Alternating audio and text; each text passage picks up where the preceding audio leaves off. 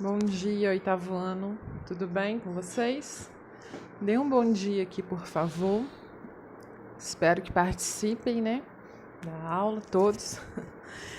Comentem aqui, por favor, para eu saber que vocês estão conseguindo assistir, que estão acompanhando, que não estão dando aquele migué básico, né?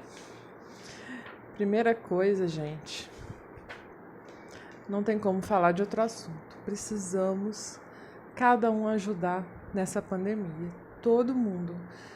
Parar de botar a culpa no prefeito, no governador, no presidente, no deputado, no senador, não sei lá em quem, no médico, não sei o quê.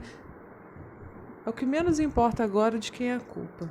O que mais importa agora é fazer algo. Quem tem que fazer algo? Cada um de nós. Então ajuda aí, mobilizando os amigos, mobilizando a família.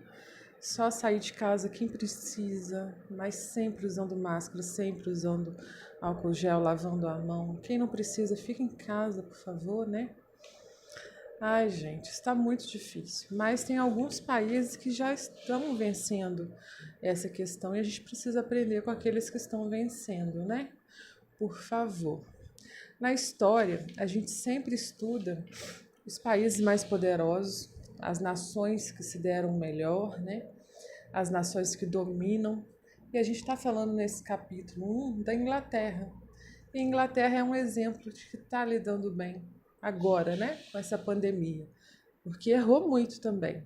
Por muito tempo errou, teve muitas mortes e agora está lidando melhor. A história ela serve para isso, para a gente ver o que deu certo, te ver o que deu errado, não repetir o que deu errado e melhorar o que deu certo. Para isso que serve a história. A história não é para você decorar um monte de coisa, não é para você saber o nome disso ou daquilo, não, é para a gente saber o que a humanidade já fez de bom e de ruim, repetir, melhorar o que é bom e esquecer o que é ruim, né? Voltando aqui, a gente está no capítulo 1 ainda, sem pressa, no meio dessa pandemia, não precisa ter pressa de conteúdo, dá tempo, são 2 capítulos, dá tempo para o ano, não preocupem com isso. E eu não quis correr porque esse capítulo ele é muito complexo, né? Fala das revoluções inglesas, do que transformou a Inglaterra no final da Idade Moderna e influenciou no mundo todo, influenciou em várias coisas. Aí você pergunta, por que a Inglaterra influenciou no mundo todo? Porque no momento ela era a nação mais poderosa. Poderosa em que sentido? Em dinheiro? Também. A Inglaterra também era muito rica. Mas quem prestou atenção no filme e nas outras aulas viu que ela tinha um poder de influência muito grande. Navios de guerra, exércitos muito bem preparados. Ela ameaçava as outras nações. A Inglaterra, né, é um lugar lindo, maravilhoso hoje em dia, mas se você for analisar historicamente, ela é a potência, ela é o país mais poderoso que mais. A gente vai ver isso melhor no que vem. Que mais invadiu, que mais abusou de outras nações, que mais provocou guerras. É uma questão assim, mas a gente vai ver isso melhor no que vem. Esse ano também, gente, porque na Idade Moderna e na Idade Contemporânea, a Inglaterra só se envolveu em guerra, só se envolveu em invasão. A gente está vendo agora o final da Idade Moderna. A gente vai ver, né, um pouco disso já.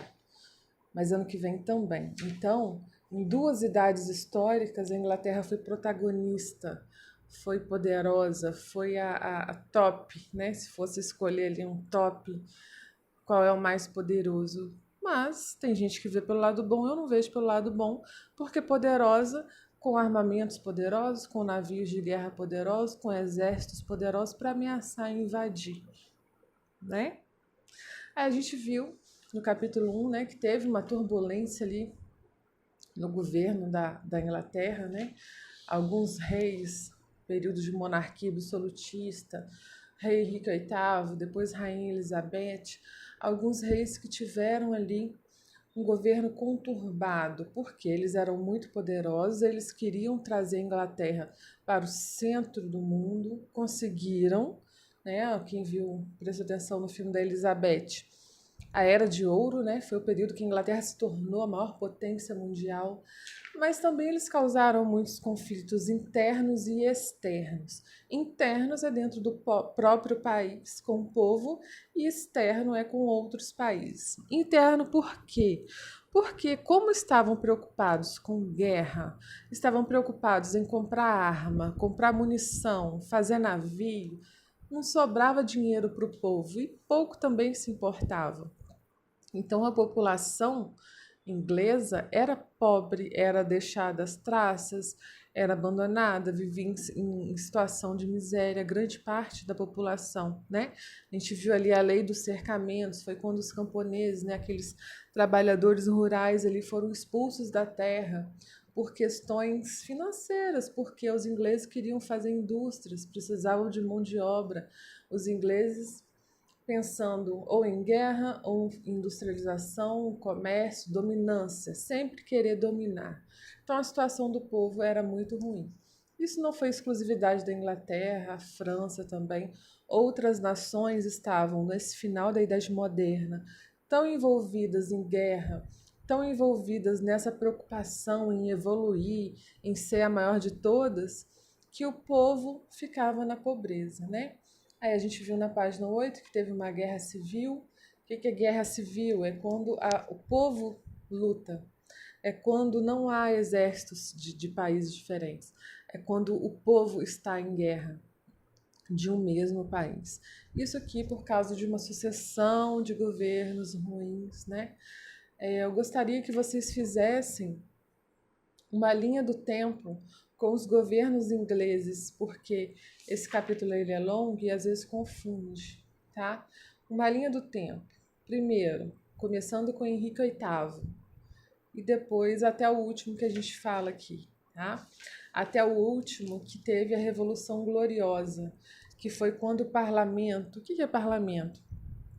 Deputados e senadores se uniram para frear o rei, para frear o rei que estava com um governo absolutista, cruel. O que é um governo absolutista, para quem esqueceu? É aquele governo onde o rei manda e desmanda conforme ele quer, onde ele manda matar quem ele quer, onde ele abusa do poder, onde tem abuso do poder.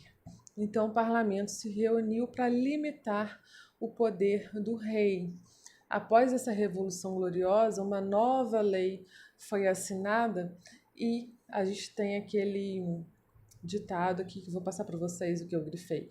Na Inglaterra, o rei reina, mas não governa. Ou seja, é o mesmo governo que tem hoje na Inglaterra.